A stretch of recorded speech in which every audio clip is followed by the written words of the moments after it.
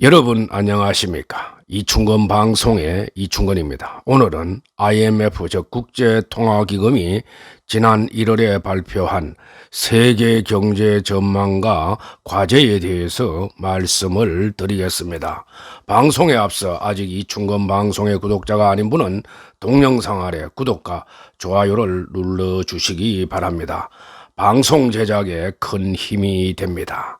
국제통화기금 즉 IMF는 통상 4월과 10월에 세계 경제 전망을 발표하고 1월과 7월에 세계 경제 전망 수정치를 발표합니다.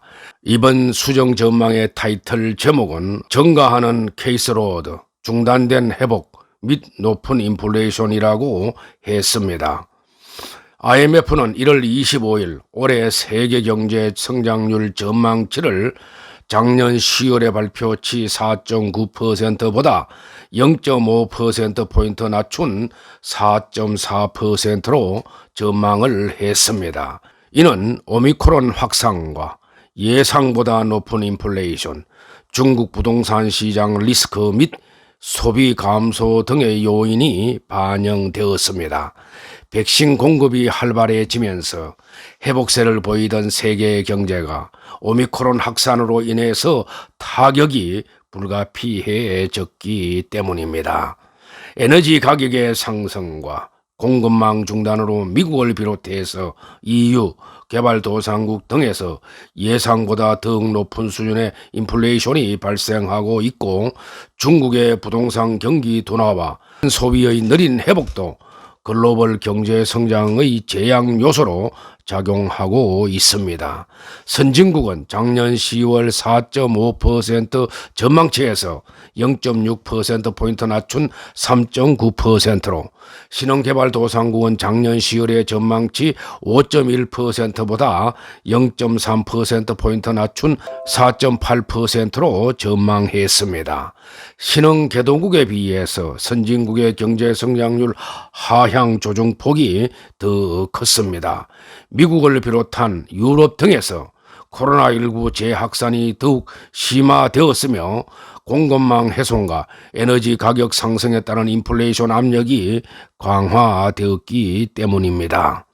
이를 주요 국가별로 보면은 여전히 인도가 9.0%로 가장 높고, 그 다음 스페인이 5.8%, 중국 4.8%, 사우디 4.8%, 영국 4.7%, 캐나다 4.1%, 미국 4.0% 등으로 높았고, 반대로 브라질 0.3%, 남아공 1.9%, 러시아와 멕시코 2.8%, 우리나라 3.0% 등으로 상대적으로 낮았습니다.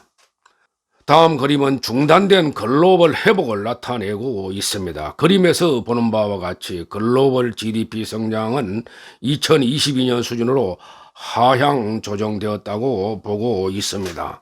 세계 경제 성장률은 작년 10월에 발표한 수치보다 0.5%포인트 하향 조정했는데, 그 요인은 미국과 중국의 경제 성장률 하향 조정치가 전체의 80%를 차지한다고 보고 있습니다. 또 다음 그림은 인플레이션 변화를 나타내고 있는데, 이는 2020년 12월과 사용 가능한 최신 데이터인 소비자 물가지수의 전년 대비 성장률의 차이를 나타냅니다. 그림에서 보는 바와 같이 미국과 유럽 지역의 물가 상승률이 상당히 높았고, 기타 선진국과 중국의 상승률이 상대적으로 낮았으며, 신흥개도국도 상승률이 높은데 국가에 따라 큰 차이를 보였습니다. 또 다음 그림은 단위 노동 비용과 노동력 참여율, 실업률 등을 나타내는데, 그림에서 보는 바와 같이 단위 노동 비용은 2020년 3, 4분기에 크게 하락했다가 이후 V자형으로 회복되었는데, 특히 작년 3, 4분기까지 크게 올랐습니다. 노동력 참여율도 단위 노동 비용 추세와 비슷한 양상을 보였습니다. 그러나 실업률은 이와 반대되는 양상을 보였습니다. 즉 2020년 2, 4분기에 실업률이 크게 증가했고, 이후 작년 3, 4분기까지 계속 하락세를 보였습니다. 아무튼 선진국은 코로나 재확산, 공급망 훼손 및 에너지 가격 상승에 따른 인플레이션 압력, 미국의 재정 정책 조정, 통화 정책 조기 정상화 요인을 반영해서 하향 조정했고, 신흥개도국은 중국 부동산 위축, 브라질 긴축 통화 정책, 멕시코 수출 감소, 러시아 농산물 수확 감소 등에 따라 하향 조정했습니다. 특히 미국 연방준비제도는 인플레이션 상승에 대응해서 테이퍼링 가속화를 결정하고 조기 금리 인상을 예고하고 있습니다. 시장에서는 연준이 올해 최소 3차례, 최대 7차례 기준금리 인상에 나설 수도 있다는 전망이 나오고 있습니다. 또한 중국의 부동산 시장 위축을 비롯해서 브라질 등 일부 국가의 통화정책 긴축 등은 신흥국 경기 위축을 일으킬 수 있는 위험 요소로 꼽았습니다.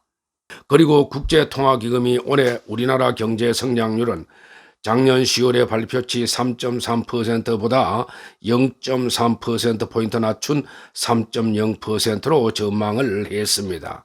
내년 즉 2023년 우리나라 경제 성장률 전망치는 2.9%로 제시했습니다.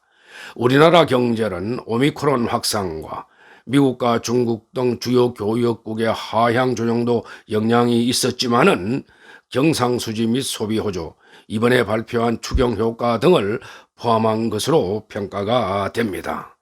IMF는 올해 세계 경제의 하방 위험 요소로 5가지를 꼽았습니다. 즉, 백신 격차가 지속되는 가운데 변이 바이러스, 즉 오미크론 확산과 이동 제한 가능성, 글로벌 공급망 차질의 장기화를 들었습니다.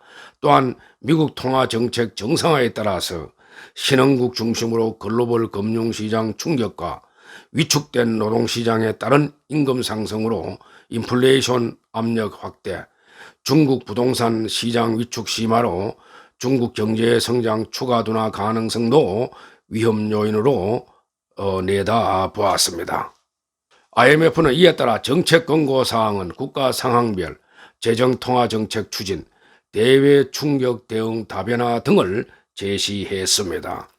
보건정책은 효과적인 코로나 대응을 위해서 저소득권 백신 공급, 코로나 검사 치료 보호 장비 지원에 국제 공조 강화가 필요하다고 했습니다. 재정정책은 확대된 재정 적자의 축소 필요성은 있다고 보았고, 코로나 재확산 시 취약계층과 기업 지원 재강화, 지속 가능한 중기 재정 운영 계획 마련 등을 제안했습니다. 이어 통화정책은 각국 인플레이션 압력과 고용 회복 상황에 따라서 통화정책 기조 설정, 불확실성 완화를 위한 시장 소통 강화를 권고했고, 금융정책은 신흥국 자본 유출, 채무 부담 증가 등이 예상되므로 외채 만기 연장, 환율 유연성 확보, 예외적 외환시장 개입 등을 고려할 필요가 있다고 했습니다.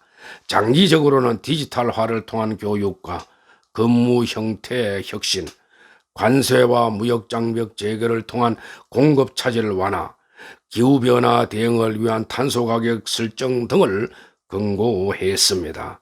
기후정책에 대한 투자는 치명적인 기후변화의 위험을 줄이기 위해서 필수적이라고 강조했습니다. 한편 세계적인 경제학자들은 각국 정부가 짊어진 부채에 대한 위험성을 지적하기도 했습니다.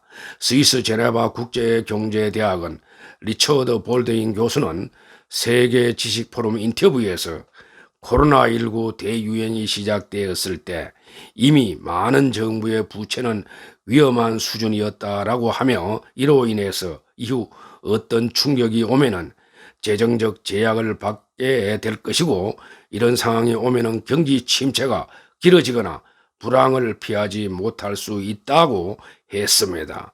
또 미국 뉴욕 스톤 경영대 존 체인버스 교수는 각 정부가 적자 재정을 조정하지 않으면 위기에 직면할 수 있다며, 지속되는 코로나19 대유행과 경제 불황 등에 대비해서 재정 여력을 확보해야 될 필요가 있다고 진단을 했습니다.